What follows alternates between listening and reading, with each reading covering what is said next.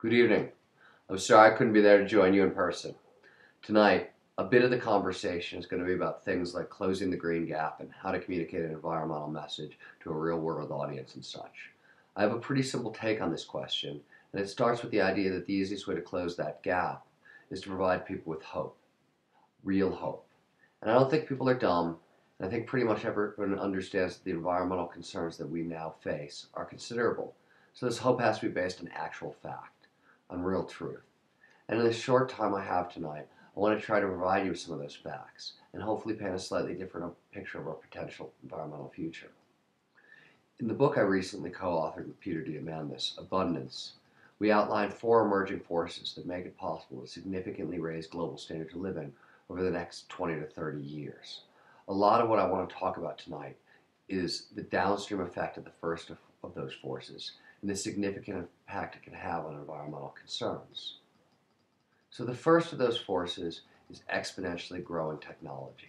Now, exponential technology is a tricky concept.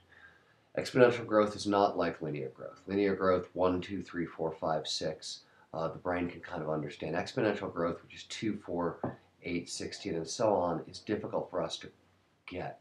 The reason is this: if I take 30 linear steps from my office right here, I'm going to end up 30 feet away or across the room.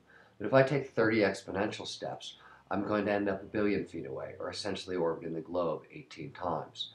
Now we're seeing exponential growth showing up in technology. The most obvious example is Moore's Law, which says the number of transistors in an integrated circuit doubles every 2 years, and while the cost remains the same.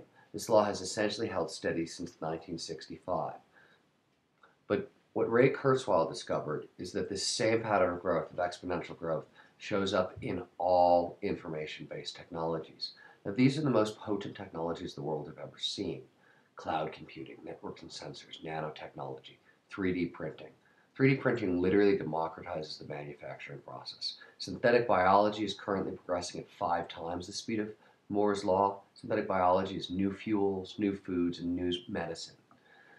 And Moore's Law, remember, is also the reason why the cell phone in your pocket is 100 times faster, is 1,000 times faster and 1,000,000 times cheaper than a supercomputer from the 1970s.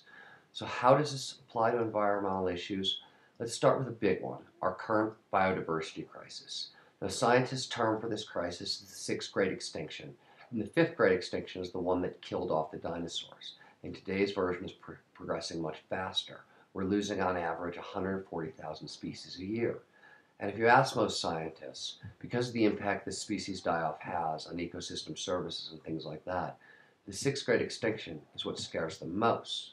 And if you ask most environmentalists, they'll tell you it's a totally unsolvable problem. Now, that's not exactly true. We just don't particularly like the solution.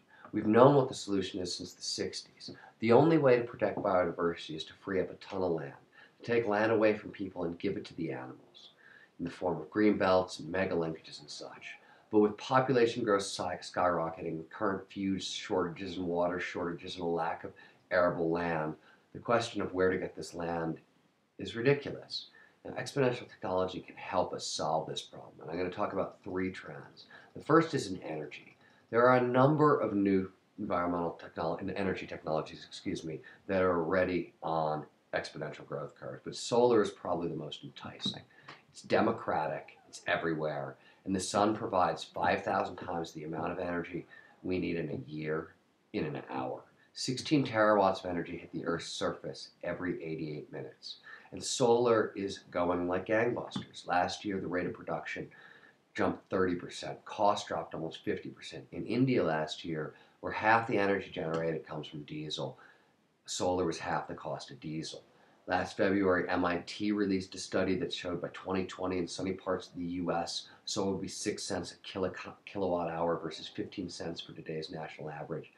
Semprius, which is a technology that works on the conversion of sunlight that hits the solar panel into electricity, set a world record for conversion at 34% last January.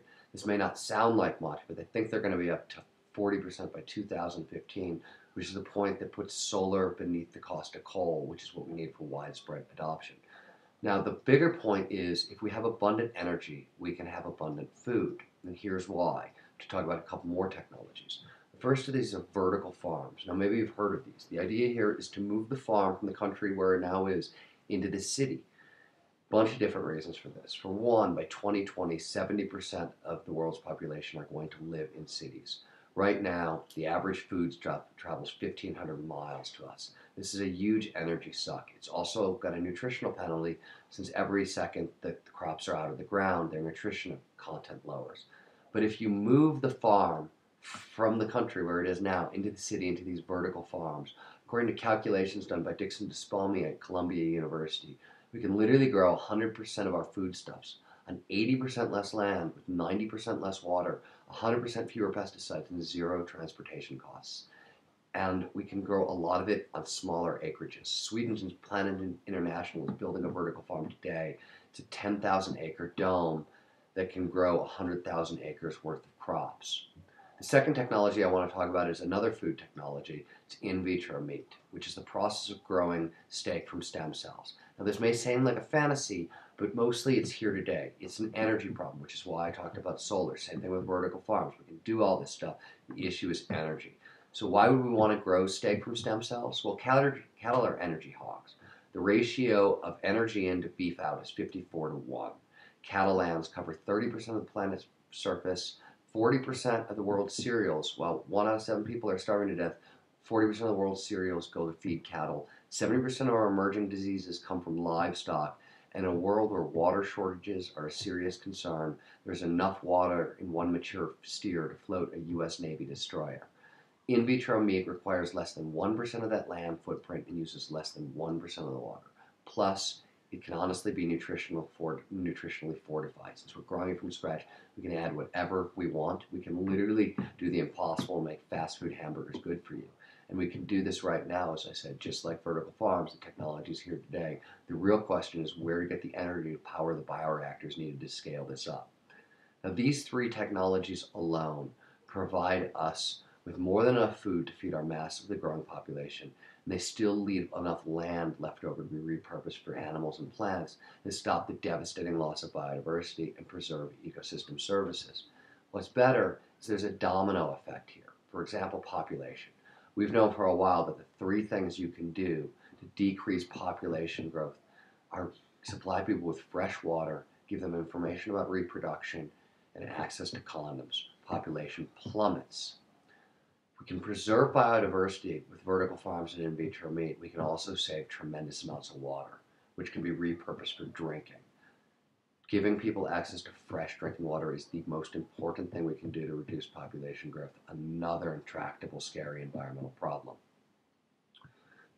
The point I'm trying to make is a lot of these solutions are linked like dominoes. You kick one over and the next will fall.